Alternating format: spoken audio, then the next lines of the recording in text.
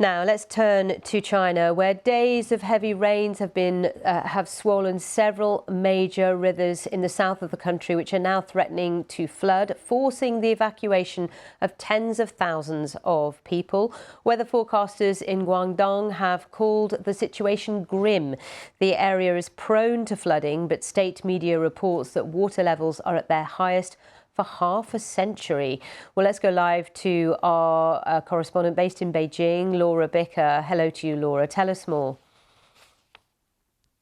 Well, officials have been monitoring those water levels overnight. Now, what happened really was days and days of heavy rain plus localised storms, which included large lumps of hail falling from the sky and even reports of a tornado. Now, that has swollen what were once gentle rivers into fast-flowing torrents of water in some places. Now, you mentioned there that state media had described the fear as a once-in-a-half-century event. Now, after monitoring those water levels overnight, they feel, certainly at this stage, that fear has gone away for now.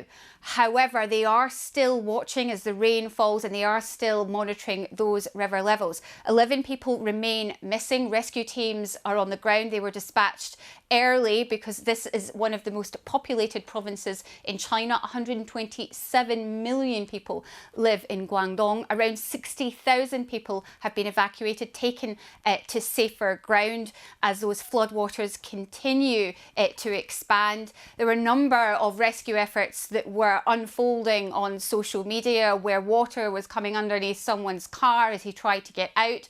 Others showed these massive waterfalls coming into their villages. There have been a number of landslides which has cut off roads and major highways. Schools are closed and electricity supplies have been disrupted. So although the rain is beginning to stop for now and the water levels are going down, there's still a lot of work going on in Guangdong to solve some of the issues that this flooding has caused. And what is the weather forecast looking like in the days ahead? Because of course, you know, if more rain comes, this will exacerbate this already very challenging situation.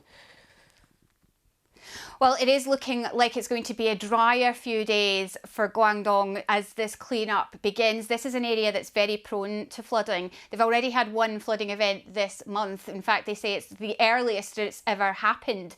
And I think when it comes to these kind of weather events, China is getting very used to dealing with climate-related events. Now, of course, some of these events are one-off. It could have happened anyway, but many are being monitored to see if they are being caused by more climate change. I think certainly the Climate Change Association here in China fears that these weather-related events will become more common as the years progress.